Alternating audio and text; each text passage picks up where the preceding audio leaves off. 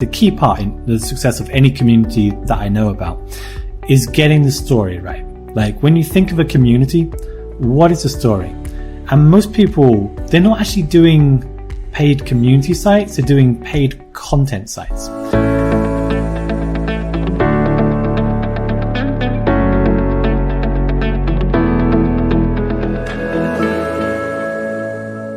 Today, I'm joined by Richard Millington, and Richard has spent the past decade helping hundreds of companies develop and grow some of the world's largest online communities.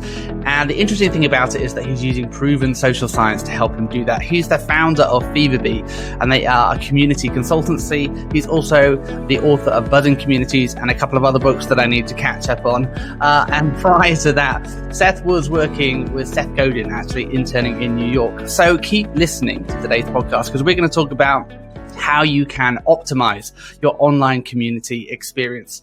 Hey, Richard, thank you so much for joining us today.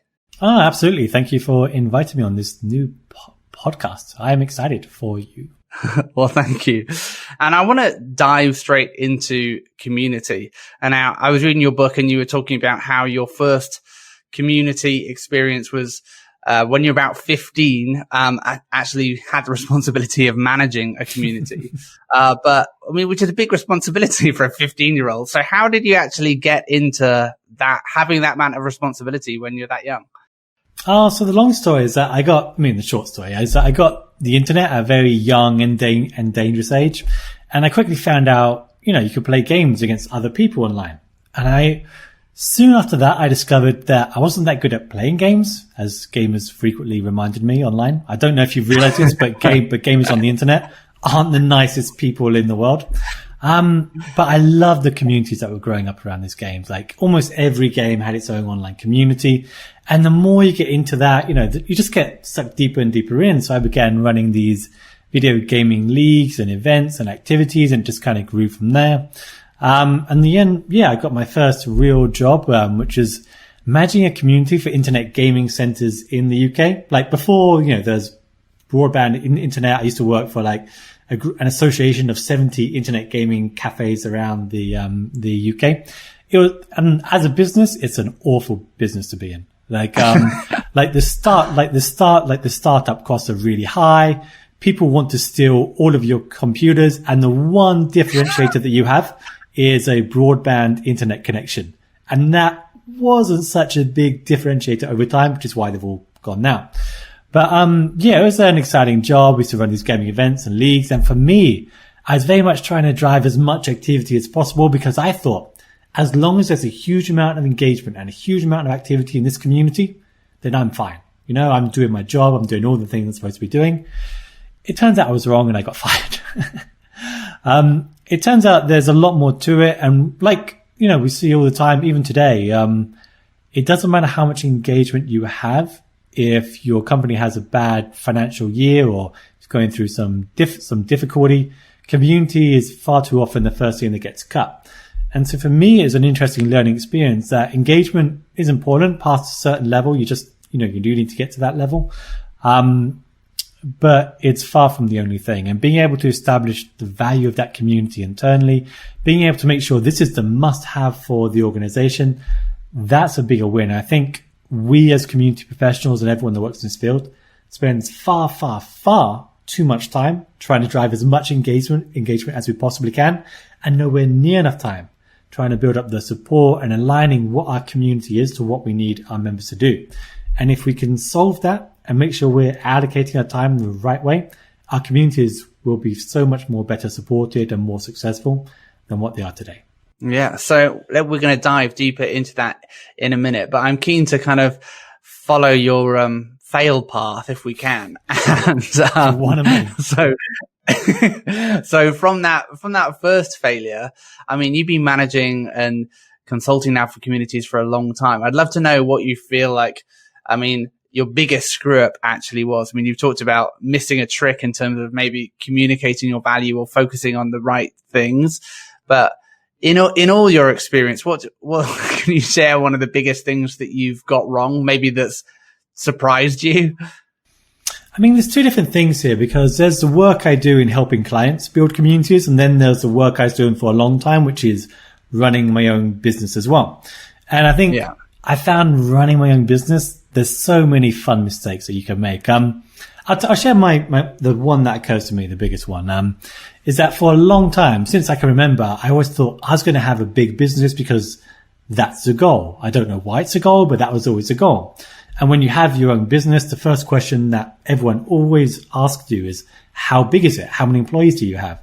They don't ask, do you enjoy the work? What kind of clients do you have? They don't ask you, even how profitable is it? I guess that's a bit, of a no-go area. They always ask you, how many employees do you have? And this creates a tension or a need to try and hire as many staff as possible. And that works out really well until you have to pay them. And then it gets quite expensive. And so for a long time, maybe the first 5 years of doing the consultancy work I was doing, my goal was always to try and have a bigger and bigger business. And I soon realized that within consultancy, there's very few companies that can pay for consultancy. And it makes more sense to laser focus on them and stay small than try and expand and start taking on those little bits and pieces of work. And I also realized that the work I enjoy is doing the work. I don't really enjoy managing a team. I don't really enjoy doing career plans. I'm in absolute awe of all these people that do that incredibly well. But I love doing the work. I love going into the nitty gritty of someone's community and figuring out how to improve it and building the relationships and the systems and analyzing. All that kind of stuff is the work I really enjoy. So it took me a couple of very expensive years to learn that lesson. But yeah, I think it's important, like most things, to not get swayed by what everyone else is doing and what everyone else is saying, because honestly, I feel you've got to find what path works for you. And I feel lucky I found it at the time I did and not a few years after that. Yeah, I think that's such good advice. I think so often it can be so tempting to be drawn into the metrics that that other people might judge you on in terms of, how many employees you've got, what's your top line revenue, rather than actually, well, what is success to you?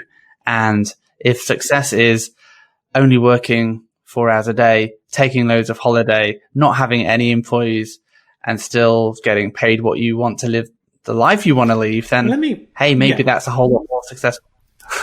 Well, let me riff on that for 1 second. Since I downsized the company from, I think, around 8 employees to mostly just me, the company is more profitable now than it's ever been. I've just had my best year ever. I get to pick and choose the kind of work that I want to do. I mean, it just took me a long time to let go of this one goal that I've been chasing for a long time and get all the benefits as a result. And I think there's definitely a lesson for life in that, is that it's so easy to get sucked into a place where you're pursuing a goal which isn't yours. It's just what people think is the right goal. Yeah. So obviously you spend a lot of time helping people develop communities. And I think what I'm particularly interested in finding out a bit more about is where community meets paid membership and how these two things fit together. I'd love to know how you've seen paid memberships evolve and how they kind of dovetail into community, and what you see working and what you see not working as people try to create communities and monetize communities. Yeah, paid memberships are a challenge because I think most people, they go about it the wrong way. First, it looks like it's easy money. If I've got an audience of 10,000 members, and if I can convert, say, 1% of them or 10% of them into paying $20 or $30, a month, then I'm going to be making a lot of money over the course of the year. And it just seems like, it's a bargain, everyone wins. But it's way more difficult than that. I mean, the organizations that do it well really double down on it. They hire a staff member specifically to manage these kinds of things. But I think fundamentally with every community, like the key part in the success of any community that I know about is getting the story right. Like when you think of a community, what is the story? And most people, they're not actually doing paid community sites. They're doing paid content sites. And they're just releasing exclusive content to their members instead of to everyone. And the problem that you're going to have with that every day is that if you save your best content for your members, for the people that are paying, it means you can't use that content to promote you as a brand and bring more people into the field, all that kind of stuff. And it's also going to have a smaller audience as a result. And it's also like, it's not that difficult for other people to create content that's also quite good and they can do it for free. And so I think if you're relying on exclusive and private content to make this work, even the biggest newspapers in the world are struggling with this. So the idea that, you know, an independent person can do that extremely well, there are some great examples and I admire that, but I don't think that's the right story. I think that's saying, I want an audience I can charge money for.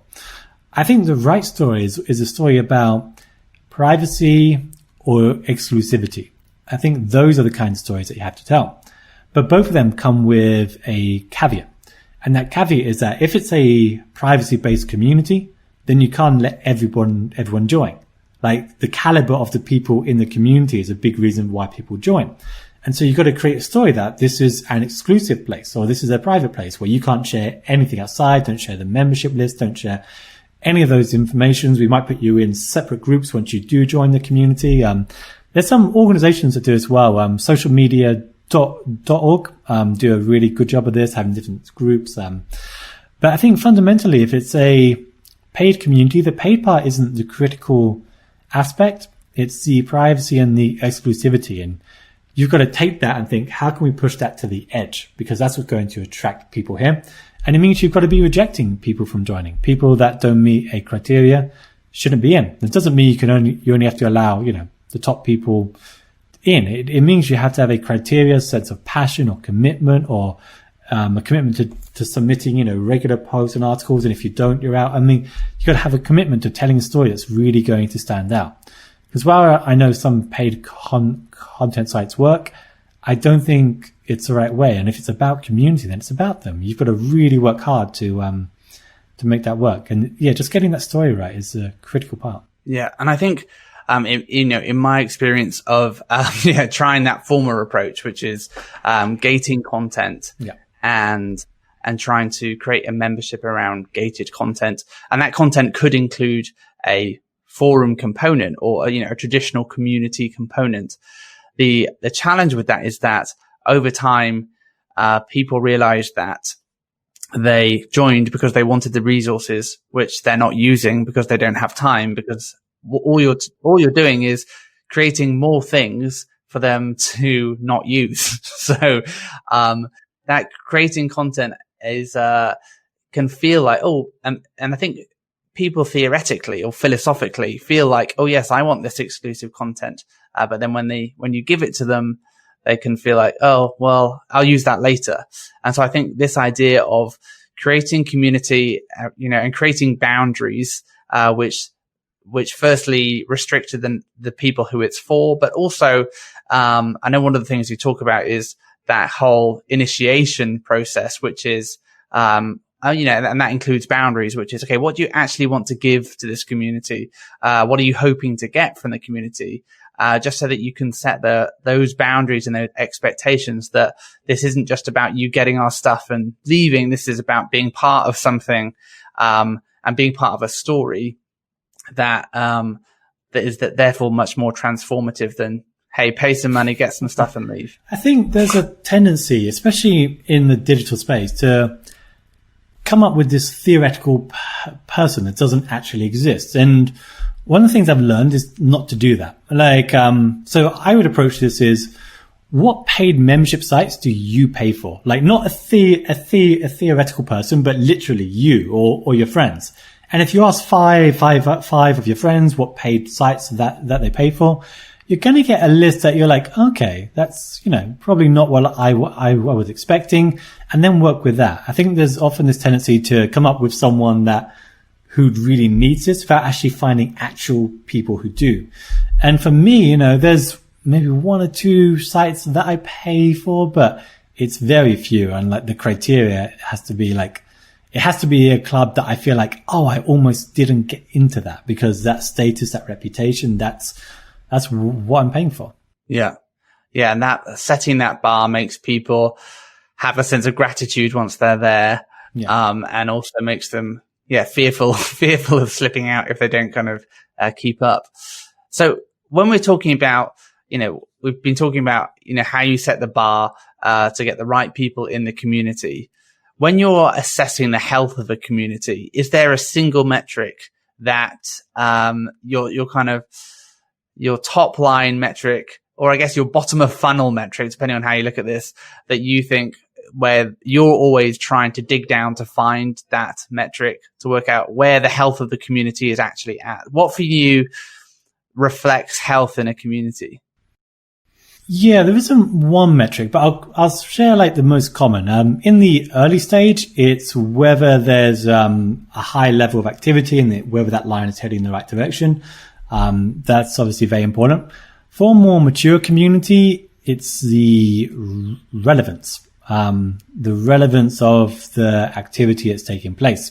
And so what we use is a survey, and this works on, many different kinds of communities. We have a series of questions, but fundamentally we want to know, is the content, are the discussions, are the members, is it relevant to your day-to-day lives? Like day to day, do you find useful stuff in here? And if not, why not? Because I want to know the answer to that. And once we have the answer to that, we can adapt the whole community site accordingly. But fundamentally, it's the relevance that matters. Yeah, probably most to me in most of the communities. And very often you find that people are visiting a lot, but they're not finding it as relevant as it used to be. If you can't do a survey, you can look at how frequently people are visiting and try to ignore the absolute numbers of total visitors or that. But yeah, I like doing surveys and interviews of members and really just figuring things out in that way. I think you get a much better data set to work from. So in those surveys, you're trying to establish product market fit and whether or not the community is delivering what the market or the community needs. And what kind of questions are you asking people to elicit the kind of responses to give you the insights you need to adjust the product? It varies a lot. So there's usually a top line question, which is, how relevant have you found the community in the past couple of weeks? Not forever. I don't want them thinking about their entire lifespan because people tend to say very nice things, but the last couple of weeks, that tends to give useful information. I want to know what challenges they're struggling with at the moment. Where do they go to get those challenges solved today? And if it's not the community, then why not? And what you often find is that, I'm struggling to figure out what equipment to use for this issue. And I search on Google first and I get the answer there. So for me, that's really interesting, which is, what can the community do that Google can't? And Google is great for giving you information. It's not always great at telling you about the emotional journey, you're going to find this really, really frustrating. It's not always great at telling you which vendors or which people that you can trust to work with. So it gives you the places where you can go to make your community more relevant. It doesn't tell you, how to get accepted into different kinds of groups there's lots of stuff that Google can't tell you. Or it might just be that they go to a different online community to answer that question. And I want to know why, why are they going somewhere else to answer that problem? It might be that they get a book out. Whatever it is, I want to figure out how can we make the community more relevant? Can we create content on those topics? Can we start discussions on those topics? Can we have guest experts that come in to mentor people on those different topics? So really diving deep into the challenges that members have at the moment, where they go to get them solved, and why they did or didn't use the community. Those three questions are so useful to ask. Okay, so yeah, we identify the user needs. Essentially, we're trying to reframe that product market fit to pivot the product to create more engaging experiences in those areas where people are struggling and where they're finding challenges that aren't being met. The solutions aren't being met elsewhere. I know in the digital space, there's a whole lean startup vibe and that terminology is being used. But I would say pivot probably isn't the right word I think of. I'd be more incorporating it. If you think of a community, throughout everyone's day, their needs that they have in the morning, when they're getting started work, they need to know what coffee to buy. They need to know, what coffee machine to get. They need to know where to find these documents. They need a template for this thing. They need to know how to have a quick, healthy lunch. And so there's all these needs throughout the entire day. And for me, if I want people to visit the community more often or throughout, not just every day, but several times throughout the day, it's about figuring out what those needs are throughout the day and then solving as many of them as possible within the community. Because then people have reasons to visit the community over and over again. It becomes more useful. So it's about incorporating and maybe expanding the scope, not changing the entire concept of the community as a pivot usually implies. Yeah. And so, I mean, as we're then trying to, press these levers to optimize our member experience or community experience, I know one of the things you talk about is, focusing on the big wins, rather than just, the everyday grind of responding to people, welcoming people, creating content, solving disputes, which are the kind of things that as a community manager you can get drawn into because it's never ending. So I know you talk about, let's touch on three things. Optimizing that member journey first. And so we've kind of identified the pain points. How do you then kind of architect this member journey to try and meet those needs? Sure. So the member journey, there's great tools like smaply.com, which I really like, and just laying it all out. The first thing I would do is look at what the journey looks like today throughout step by step. How do people first hear about the community? What's the message that they hear? Where do they click on? Is it a search result? What is a text that appears next to that search result? What does the registration page look like? So map out that entire journey, I think, is the first thing to do. Then we start going through it and looking to see, is there a consistent message throughout this entire journey? So if people are just about to join, especially on a paid membership site, having a case study or a testimonial at that specific point, or highlighting who some of the top members that are in that site could be very useful. But I want there to be a consistent journey throughout that entire phase. And then you start looking at it and being, consistent story throughout that entire phase. And then you start looking at, okay, what are the tactics for each medium that we need to think about here? Because you can optimize every single step of this.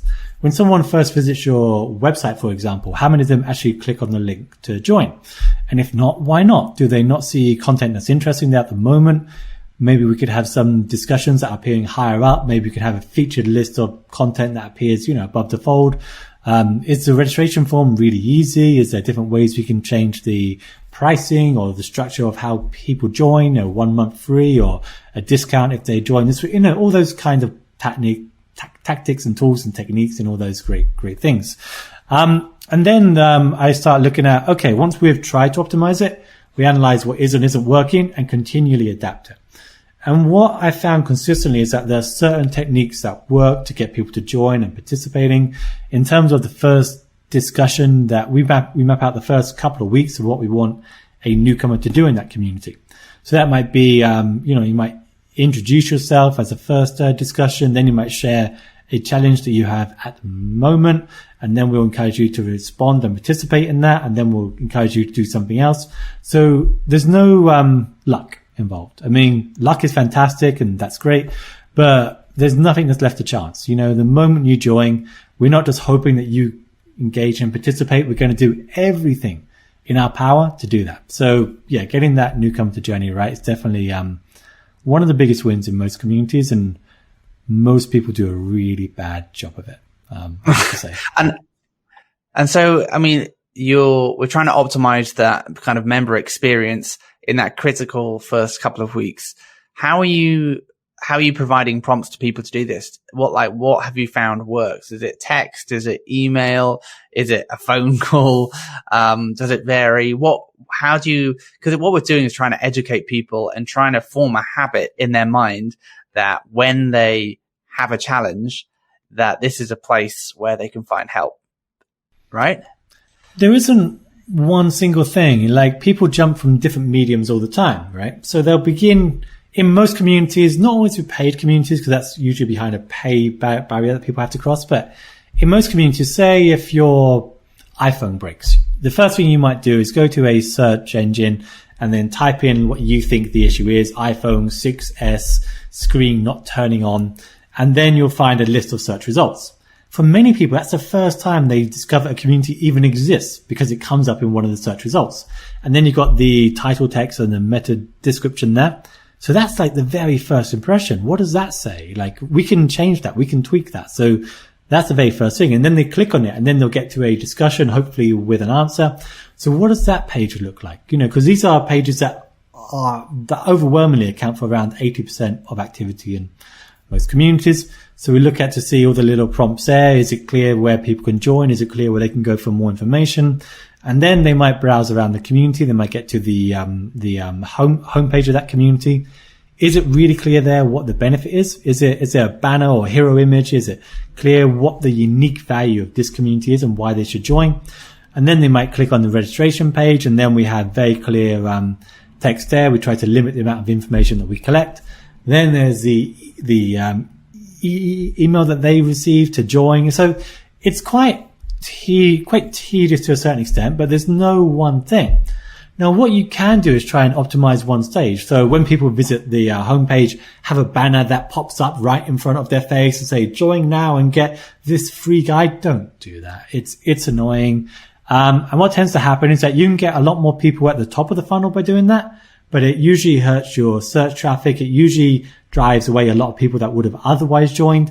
And these people don't stick around. You don't want people joining your community to get a free guide. You want them joining because they want to be a part of a community. And so it's very hard to change their motivations once they've joined. So yeah, stay away from all of that, the silly marketing, growth hacking stuff. It's just, honestly, it's a waste of time when it comes to most of the community things that are important. Yeah. And I think that's so true about, like going for the quick wins, might drive up, initial conversion, but it also might drive up your attrition as people are like, oh, well, I got that guide. Now I'm done. Let's talk about platforms as well, because I think that's another thing that you talk about in terms of a big win that's worth investing in. What tools have you found that are worth using, as you're helping build out communities? Is there anything in particular that, it's worth name checking that you think is good or particularly bad? I think what happened for a long time is that all of the platforms were incredibly expensive. Even today, like most of the clients who use platforms like Salesforce, Chorus, Insided, platforms where you're paying like 50 to 100 grand a year at least just to use these platforms. And so it puts it just in the domain of the top brands that can afford to do that. What I think is happening now, which is really exciting, is that anyone can create a community in seconds because there's so many great tools to do that. You can use Facebook groups if you want. There's, you can stitch together a great community experience just by tools that are available today. So, Slack group or WhatsApp group with, Medium for sharing announcements, Zoom for meetings. You can stitch together like a really great community experience without having to spend thousands of dollars a year. And so I think that's a very exciting place to be. If I was launching a new community from scratch today, I'd probably try to build up a big audience there first and then start considering an upgrade, possibly to something like Discourse or Vanilla, one of the open source forum-based platforms that are better for search traffic. They are better for getting people to follow discussions that have happened a long time ago, and just for sharing information. It's in chat rooms and Facebook groups and WhatsApp. Once a discussion is off the page, it's gone. So it's a good place to get a community started. But over time, I would move on to something else and maybe keep those initial groups running to let people know what's happening in the new community experience that you have. Yeah. Yeah. That's definitely been my experience of, we started the community on Slack, and the challenge is that Slack really is designed as a synchronous or kind of mainly synchronous, communication tool. It's not where you can easily find an old thread and obviously people use Slack in different ways. So some people will use threaded topics. Other people will just keep typing because that's what they want to do. So I think that just creates a whole mess. That's the problem with a lot of the non-forum based platforms that are out there today. Most of the knowledge is lost within 24 hours, right? Once it's off the page, it's gone. So it's such a tragedy because people asking the same questions over and over again. And it's just not a good experience, over the long term. And past, a relatively small number of members that are participating, it becomes impossible to follow. So if you want to grow big, you're going to have to invest more in the platform over time. Another big win that you talk about is developing rituals and traditions. And, can you give us any examples of rituals or traditions that you've seen working in communities that are simple to implement, that really encourages that engagement, and that, I guess, builds that sense of tribe, and a sense of belonging as well? So it depends on what level you want to go with this. If it's a smaller private online community, then you can give each person an amazing welcome to that group. You can set them a couple of tasks to do, maybe share how they first became involved in the topic, and really make an effort to introduce them to everyone else and have this like first week experience. Aside from that, there's like so many options. I know traditionally, you've had like universities and colleges that haze like the people that are new. And while that, very often wasn't a wise thing to do, the goal of it wasn't a bad goal. What we found is having discussions that are fun and interesting to read. What I don't like is where you drive every newcomer to a discussion where it's introduce yourself, and I know I recommended that before, but introduce yourself, and it becomes like 10,000 responses, and it's boring. No one reads it, and who wants to scroll through 10,000 responses to find their own? Far better option is something like what have we done before? What is your biggest career mistake? A bit like what you asked me here, because everyone has an amazing story, right? Everyone has made an amazing career mistake, and often they're engaging to read, often they're quite entertaining to read, and so people get into the tradition of that. Another one is just finding out something that's more relevant to a specific sector. If it's a programming based online community, you might highlight something relevant to coding that's important to them. It might be what is one thing you've learned that you can share with the group. It should be something that's a little bit difficult to do, just a little bit, but it gets people to trust the community. It gets people to trust that if they share something, they're going to get positive responses back, and it should be motivating. Like the worst ones are really when you're sitting in a big group and someone says, let's go around the room so everyone can introduce themselves. And if it's like 20 people in the room, that's 20 minutes of your time is gone. But if it's like, share one fascinating fact that it's going to be far more engaging and interesting.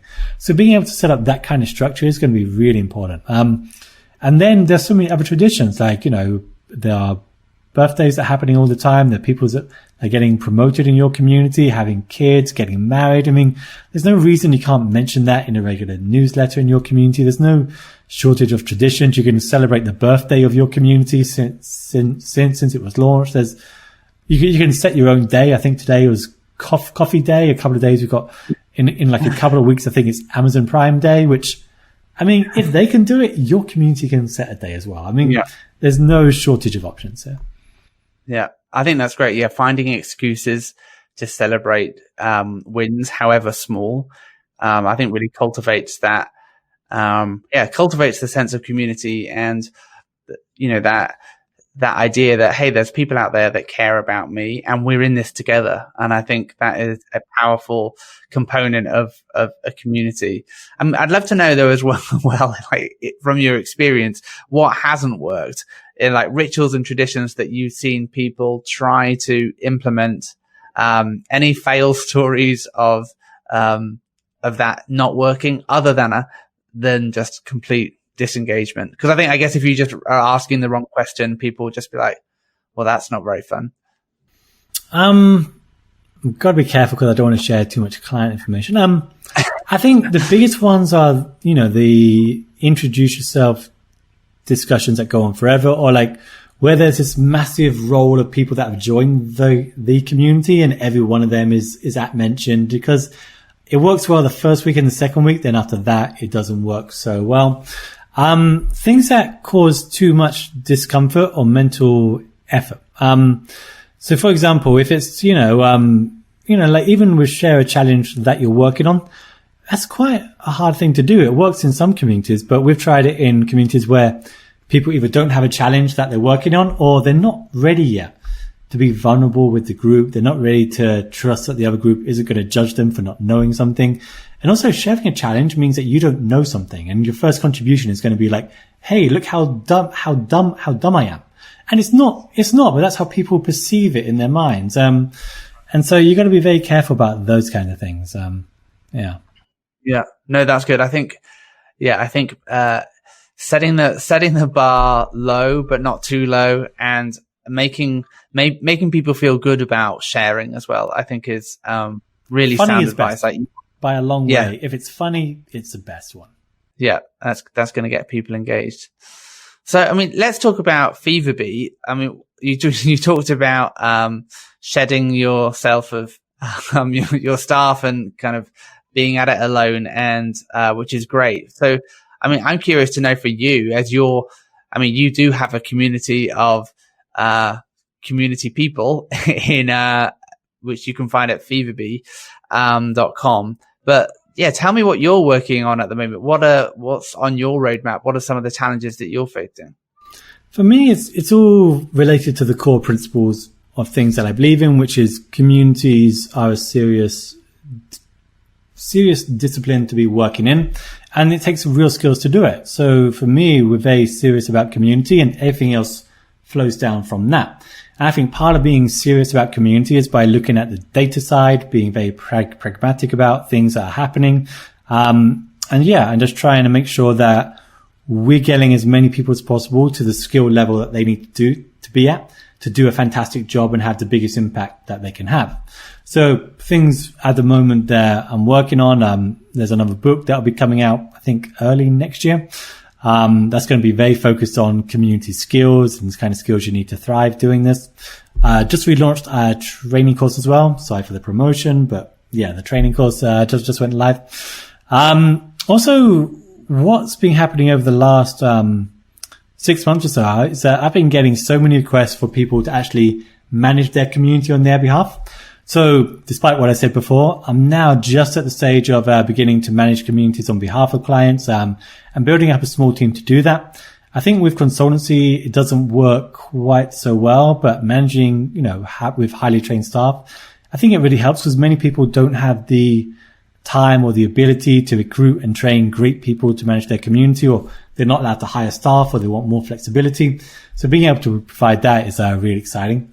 What else are we doing? A lot on the data side. I mean, I've got data sets of millions of observations that we're analyzing to figure out how we get an extra edge in our communities. I'm presenting a lot of that at CMX next week, or many weeks ago by the time this is released. And also video work as well. I think it's becoming harder and harder to get a message out to an audience today. And text, I think people still read text, but if you can simplify it into a video that is catchy and makes sense, I'm really excited exploring that as a medium in a high quality way. There's a lot that's going on. That's cool. And where can people find out more about what you're up to? Yeah, that's really easy. Go to www.feverbee.com. All the information is on there. For sure. Good stuff.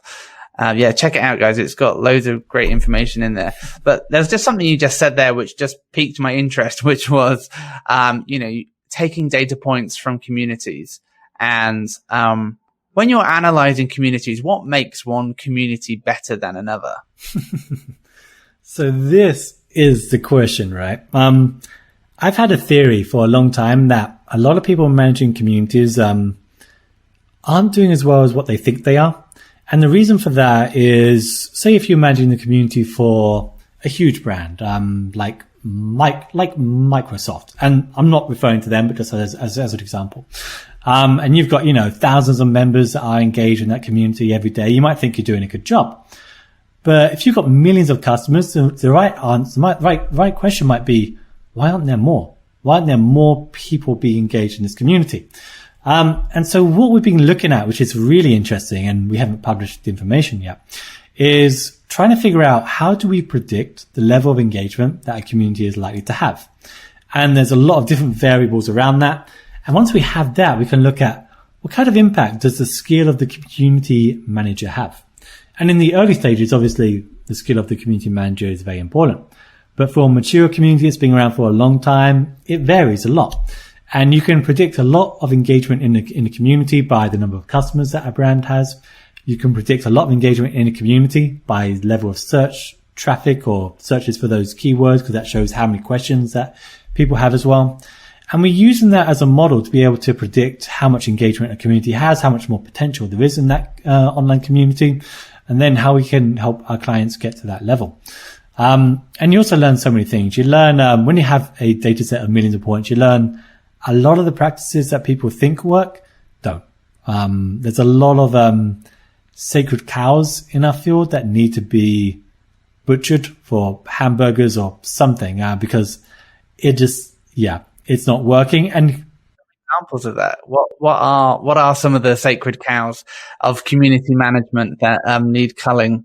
Sure. Gamification doesn't have anywhere near as much impact as what people think it does. I mean, I'm sure it works for Fitbit or Duolingo or those kinds of apps, but in a community sense, it gets hyped a lot and vendors make a lot of money from charging for it. Doesn't really make a difference. Automation rules don't seem to have a big impact. Getting members to complete their profiles doesn't really have an impact at all. In fact, what you'll find is that the correlation is strong. But what happens is that the more people participate in the community, the more they want to impress the other people in the group, and then they complete their profiles as part of that. Telling people to complete their profiles when they first join is counterproductive because they have no one to impress yet. What else? Individual welcomes have a big impact in getting people to a second contribution. Past 10, it doesn't really make a difference. There's so many of these. I mean, there's like a lot of things that people think have a big impact, but what this means is that we can stop doing a lot of things and focus on the things that do matter, things that do have a big impact, like how we set up the site when people join, and also growth. We don't optimize for growth well at all. We try to retain the people we have, but no matter what you do, people are going to churn out of your community eventually. I mean, there'll be some exceptions, people that are being a member of communities for 30 or 40 years now. You've got members of the world that have been there since 4 decades at least. I mean, that's a rare exception. But generally, most people churn out of a community within a couple of years at most. And that's because they get new careers or they have kids or they move away. And there's a million reasons why they might churn. Which means you always need, like running a business really, you always need a fresh supply of customers that are coming through. And we don't think about where these people are going to come from. We don't look at the sources of traffic at the moment. And if we did, we'd be able to get a lot more people engaged in our community. Another one is just core community skills.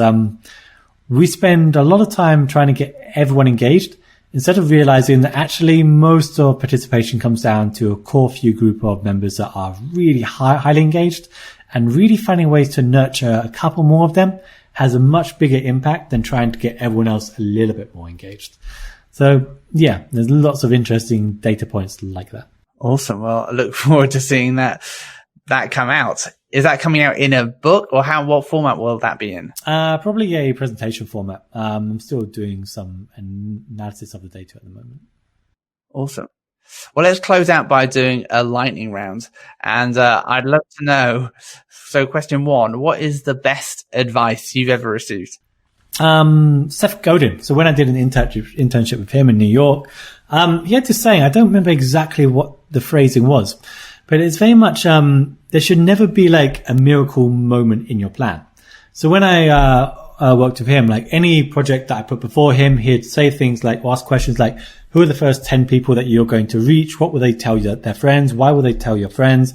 Why can't anybody else do this? Why can't they do it for less? So having that crystal clear clarity in your vision and has stayed with me ever since. So if I'm launching a new community, I don't just assume that people are going to talk about it. I plan out every single step of that, what they're going to say, why they're going to say, what's in it for them, all those kind of things. So that for me has been the critical part of, every community project I've done. So next up, which of your personal habits do you think has contributed most to your success? Well, I wouldn't pretend, I'm being as successful as many people that you're speaking to, I'm sure. For me, I am very disciplined about the work. I take very few meetings in the morning. So in the morning, I just work. Every day I have a list of goals that I want to achieve. I go through the biggest one in the morning. It's not a completely rare idea, but I take no distractions. I take very few calls. So just focusing on the biggest win each day and not getting bogged down in the firefighting and all that kind of stuff. Next up, can you share an internet resource or tool that you use regularly that you find really helpful? Really helpful. I use Feedly a lot for like the RSS feeds. I'm one of the last people to still use those feeds. I think it's fantastic. I use SEMrush as a new tool that I've been getting very into in terms of analyzing SEO data and those kind of things. I'm sure there's more. I just can't think of any right now. Yeah. And which book or what book have you read recently that you'd recommend and why? There's so many books. I like books that have stood the test of time. Actually, one of my favorite books is Positioning. So Positioning was written like many years ago, I think 2 decades old. I don't remember when. But it has a very simple and important idea, which is we overwhelm our audiences with too much information. And if we're promoting ourselves, people are going to remember usually just 1 or 2 words about us. So what are the words that you want to associate yourselves with? So for FeverBee, it's serious about community. There's lots of people that go into the fluffy side and that works great for them. We're serious. Data, psychology, science, practical methods. That's what we're about. And I think being able to have that really boil down what you do to that one word, that one positioning in someone's mind, I think that's a really critical thing to have for building a community or building a business or anything. Awesome. Well, Richard, thank you so much for joining us today. It's been great having you with us. Absolutely. Thank you for inviting me. And I really hope that this podcast goes well for you. Cheers. And if you like what you heard today, please subscribe and stay in touch on indiemedia.club. But until next time, thanks so much for listening.